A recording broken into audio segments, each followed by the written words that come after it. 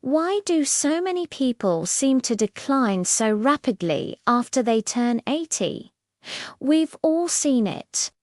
A person who was sharp, active, and full of life in their mid-70s suddenly starts to fade just a few years later. We often just shrug and say it's genetics, or maybe just bad luck. But what if it's not? What if there are hidden factors at play, quietly shaping a person's health after 80? Today, we're going to talk about 5 of these subtle, overlooked factors. These aren't the usual suspects like diet or exercise, which of course are important. These are deeper, more insidious shifts that can affect even those who've lived their healthiest lives. The best part, once you know what they are, you can start building your defenses against them long before they ever become a problem. Let's dive in and uncover these 5 secrets to thriving beyond 80. First up is something I call the appearance of micro-social connections. When we think about loneliness, our minds usually jump to big events or the lack of them. We think about missing family gatherings, not having friends visit, or celebrating holidays alone.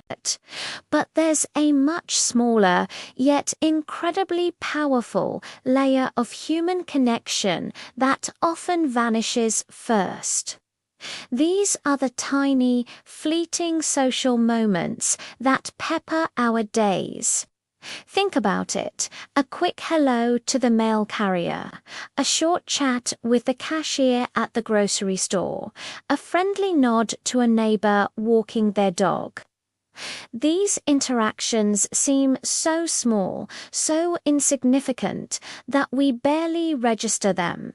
But for our brains, they are like tiny vitamins. They help regulate our stress hormones, they activate memory pathways, and they keep our minds socially engaged and nimble. As people get older, especially after 80, these micro moments start to disappear. Maybe it's due to low energy, or poor hearing makes small talk difficult, or a fear of falling keeps them from going out as much. They start ordering groceries online, paying bills automatically, and their world shrinks to the 4 walls of their home. When these tiny touch points of human connection vanish, the brain, starved of this casual stimulation, can actually begin to decline. It's like a muscle that isn't being used. So, what's the solution? It's surprisingly simple. Don't let your entire world become automated. Make a conscious effort to seek out these small interactions. Go to the local cafe for your coffee instead of making it at home. Take a short, deliberate walk around your neighborhood. Make eye contact and say hello to people you pass. Just 5 minutes of casual small talk can give your entire nervous system a lift and remind your brain that it's part of a vibrant, living community. The second hidden factor is becoming overcautious. This often starts with a minor scare. Maybe you slip on a rug but catch yourself, or you feel a moment of dizziness while standing up. Or you lose your balance for a split second on an uneven sidewalk. Even if nothing serious happens, a seed of fear is planted, and that fear can grow. So you start making small changes. You decide to skip your evening walk. You stop bending down to pick things up, asking someone else to do it instead. You find yourself sitting more and moving less. Everyone around you, with the best intentions, praises you for being careful. They say you're being sensible. But this caution slowly morphs into inactivity, and inactivity is the fast track to weakness, muscle loss, and fragility. I once knew a man named Walter at 82. He was still taking a walk every single evening. One day, he had a mild slip on a wet leaf. He wasn't hurt, but he was shaken. He decided to stop his walks just to be safe. 6 months later, the change was dramatic. He had lost a significant amount of muscle in his legs. They felt unstable, and he could barely get out of his chair without help. He didn't stop walking because he was weak. He became weak because he stopped walking. The solution isn't to be reckless, but to be smart. Use the tools available to you. Get a good cane. Install handrails in hallways and bathrooms. Wear supportive shoes with good grip. Be safe, absolutely, but don't let fear freeze you in place. Make it a non-negotiable rule to move every single day, even if it's just for a few minutes, even if it's slow. Motion is lotion for the joints and a signal to your body that you are still in the game. Our third factor is a confused body clock. You've probably heard of the circadian rhythm. It's our internal 24-hour clock that governs everything from our sleep-wake cycle to our hormones, mood, and even our immune system. As we age, this internal clock becomes much more sensitive to disruption. Now, consider the typical daily environment for many adults over 80. They often spend most of the day indoors, in rooms with relatively dim lighting. Then, in the evening, they might sit in front of a bright television, a tablet, or a computer screen. This sends completely mixed signals to the brain. The dim light during the day tells the brain it's time to be sleepy, conserve energy. Then, the bright light from screens at night screams, it's daytime. Stay awake, be alert. This constant confusion wreaks havoc on the body. It leads to poor, fragmented sleep, which then causes low mood, brain fog, and a weakened immune response. In some cases, the cognitive symptoms of severe circadian disruption can even mimic the early signs of dementia. It's a powerful, yet often completely ignored aspect of health.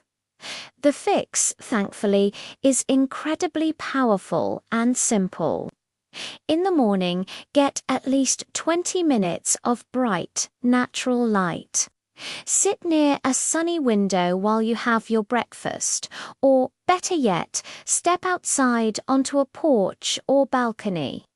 This strong morning light helps to set your internal clock for the day, telling your body to be awake and alert.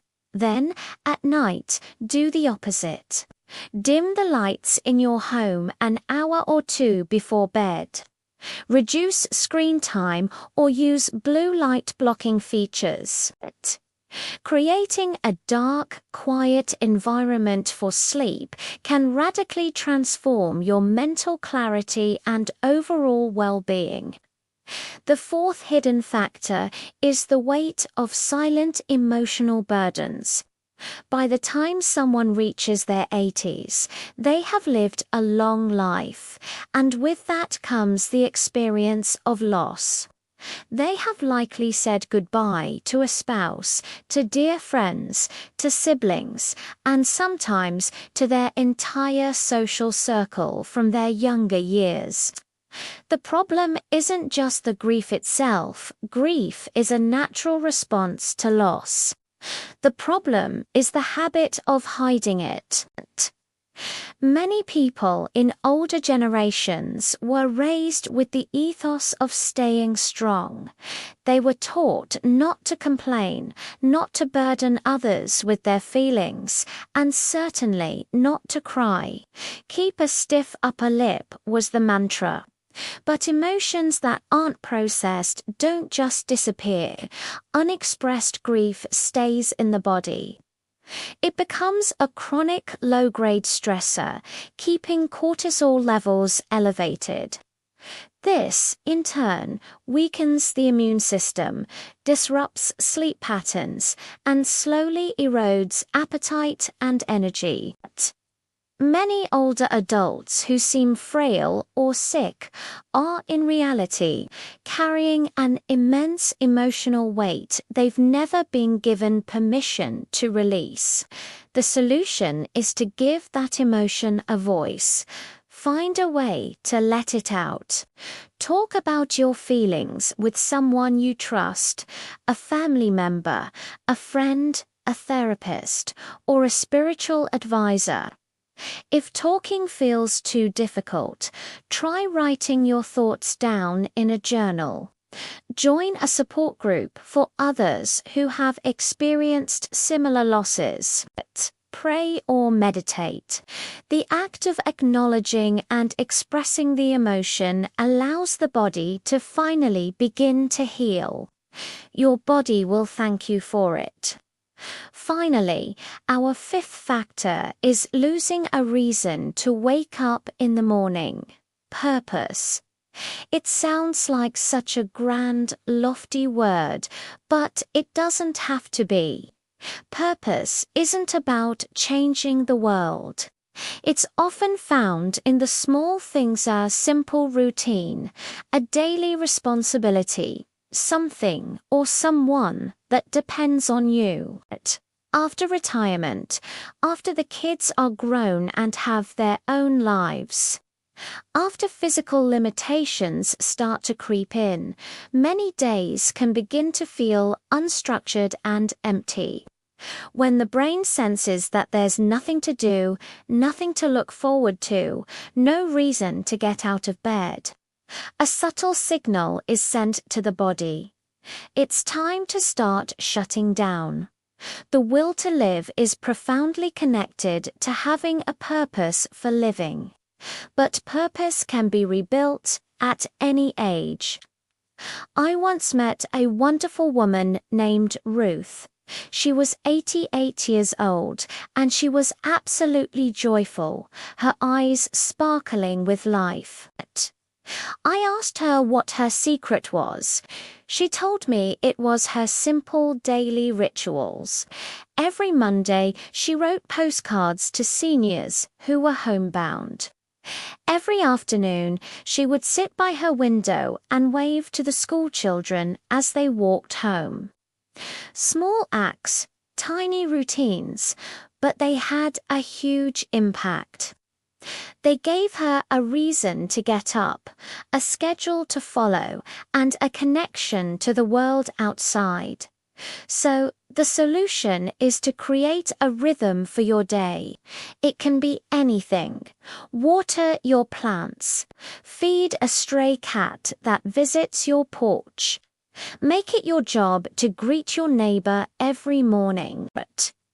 Even the simple act of making your bed can provide a sense of accomplishment and start the day with intention. Purpose is a powerful medicine. It can keep you alive and engaged longer than any prescription. So let's recap. Most people don't decline after 80 simply because their body suddenly gives out. They often decline because they unknowingly let these 5 key areas slip. They stop interacting with the world in small ways. They move less because of fear. They confuse their body's natural sleep-wake cycle. They bury their emotions and carry heavy burdens alone, and they lose their small, daily sense of purpose. But the most important thing to remember is that every single one of these factors can be addressed and corrected. You can start today with one small step. Open your curtains to let the morning light in. Take a short walk to the end of your street and back. Make one phone call to a friend you haven't spoken to in a while. Find one tiny purpose to add to your day. By doing these things, you're not just preserving your physical health, but you are sending a powerful message to your mind and your body. You're reminding yourself that you are still alive, still needed, and still a vital part of this world. And that, right there, is the real secret to thriving, not just surviving. Beyond 80. If this message resonated with you, please share it with someone you know who might need this encouragement. Thank you for watching.